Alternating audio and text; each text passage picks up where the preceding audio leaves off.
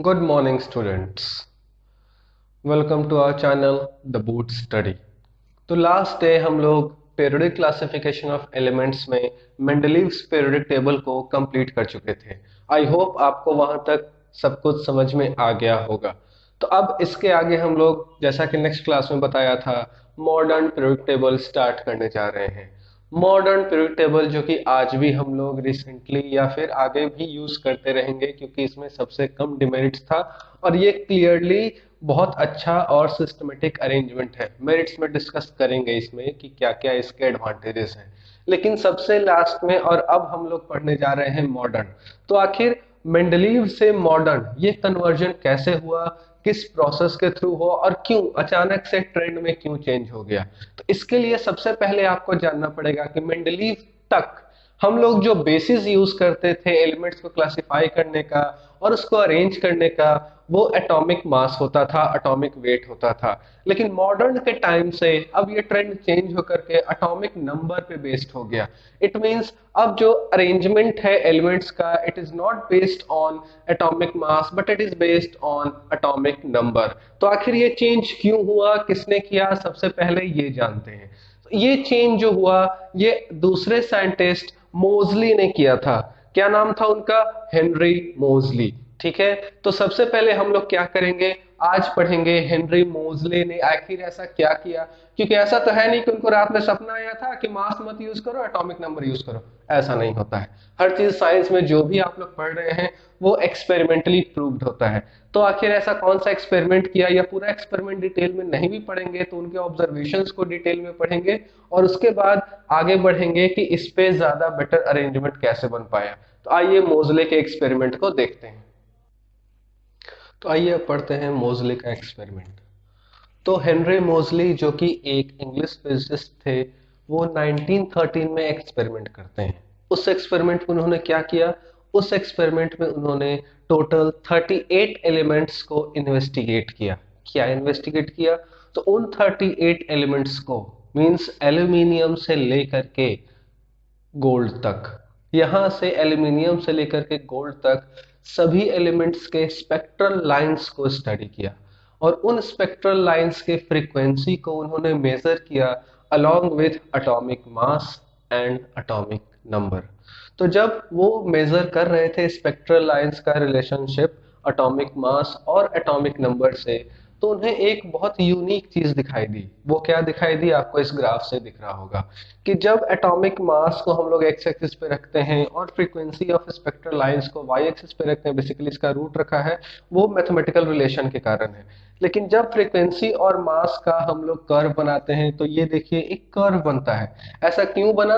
क्योंकि धीरे धीरे एक इंटरवल के बाद जब आप हायर एटॉमिक नंबर पे जाते हैं, बड़े एलिमेंट्स पे जाते हैं, तो मास में डिफरेंस बड़ा होने लगता है। तो इसी डिफरेंस के कारण ये क्या हुआ, ये एक कर्व बन गया। लेकिन जब हम एटॉमिक नंबर के रिस्पेक्ट में रखें तो चाहे कितना भी आगे चले जाए पीरियोडिक टेबल में, एक एलिमेंट और दूसरे एलिमेंट के बीच में जो डिफरेंस होता है वो वन एटॉमिक नंबर का ही होता है। इसलिए यहाँ पे जो आपको रिलेशन दिखाई दे रहा है वो क्या दिखाई दे रहा है?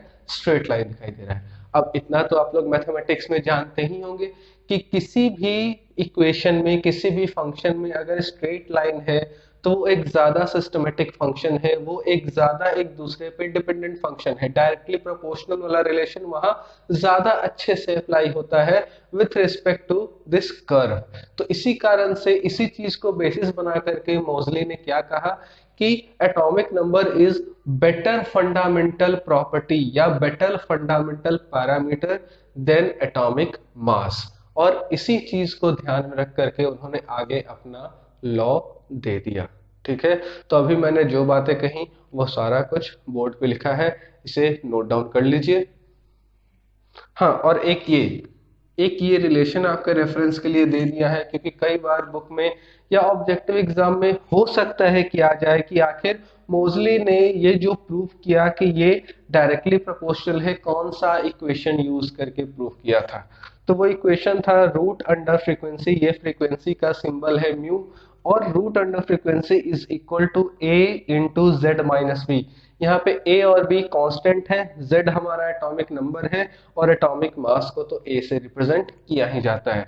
यहाँ पे ग्राफ के अंदर में भी root under mu divided by 10 का पावर 8 किया है, वो यूनिट्स को एडजस्ट करने के लिए किया जाता है। तो अब आई थिंक जो भी लिखा है वो आपको समझ में आएगा।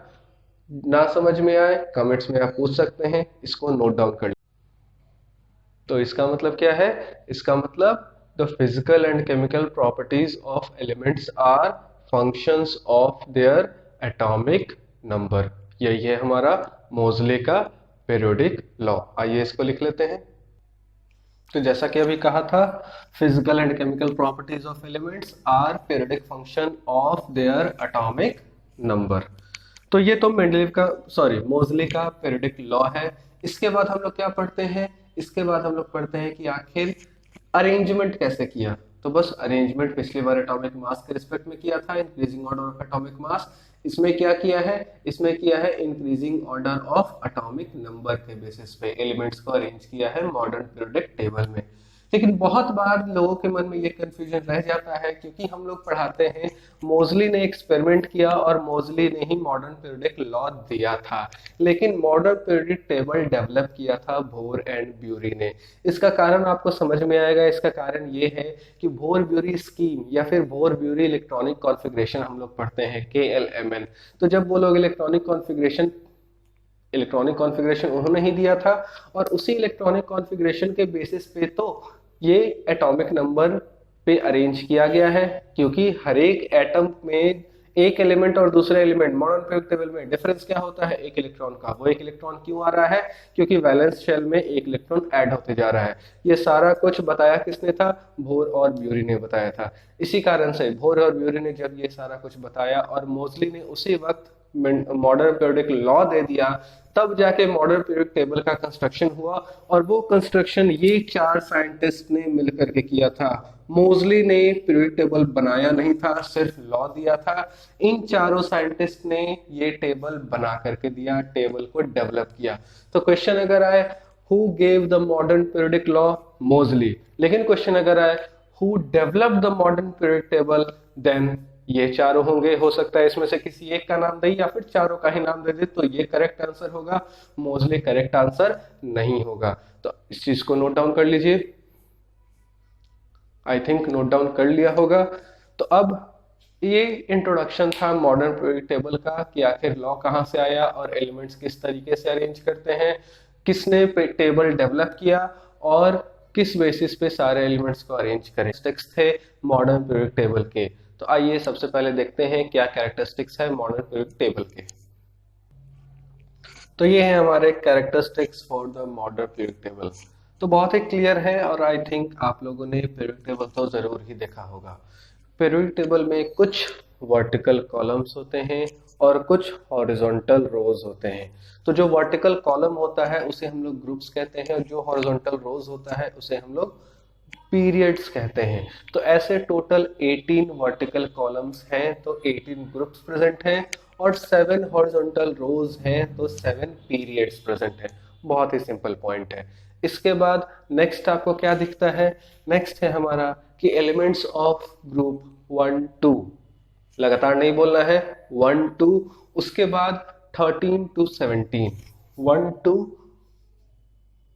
सॉरी यहाँ पे गलत लिख दिया है मैंने, 1 2 ही सिर्फ होगा और फिर 13 14 से लेकर के 17, ये चलिए अलग याद रखिएगा।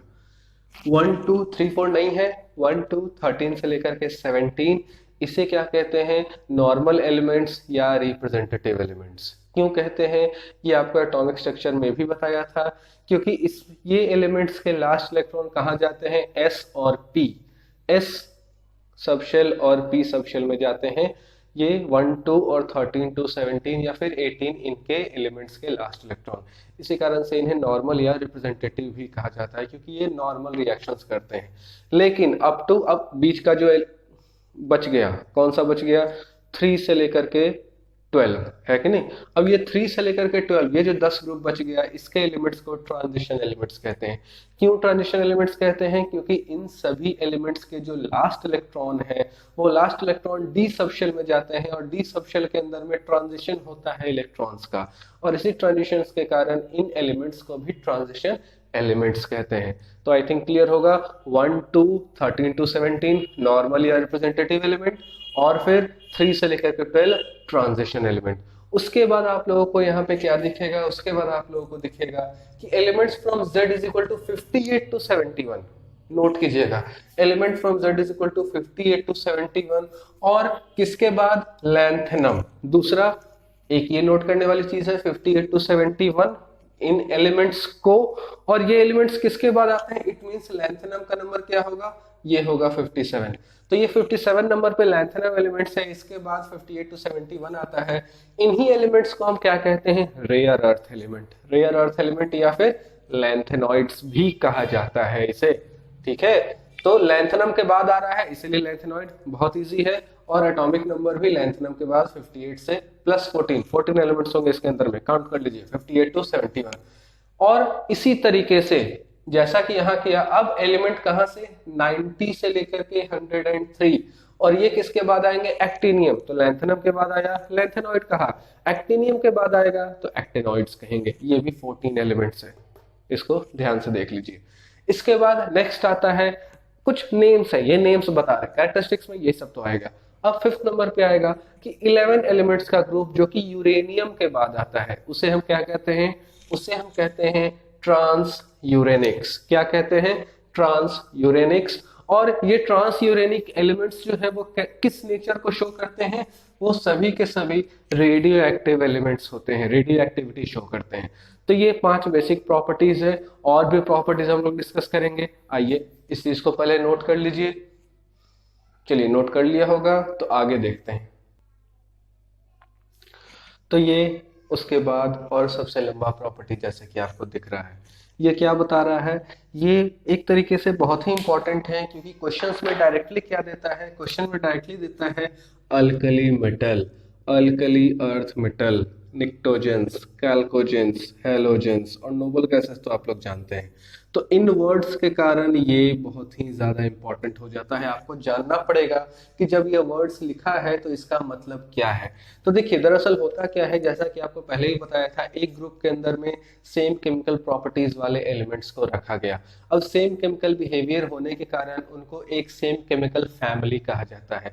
अब जब फैमिली है तो फैमिली का कुछ नाम भी होता है। तो ऐसे ही सारे के सारे 18 ग्रुप्स का नाम नहीं है, लेकिन कुछ ग्रुप्स का नाम रखा गया है। मोस्टली रिप्रेजेंटेटिव एलिमेंट्स जिस ग्रुप में आते हैं उनका नाम रखा गया है। तो उन ग्रुप्स में जिसका नाम है और जो आपको याद रहना चाहिए वो बोर्ड पे लिखा है। सबसे पहला क्या है, सबसे पहले आप देखोगे तो ग्रुप 1, ग्रुप 1 में कौन सा एलिमेंट्स आते थे, ग्रुप 1 में आपको आते थे लिथियम सोडियम, है कि नहीं, लिथियम सोडियम पोटेशियम और भी बहुत सारे एलिमेंट्स थे।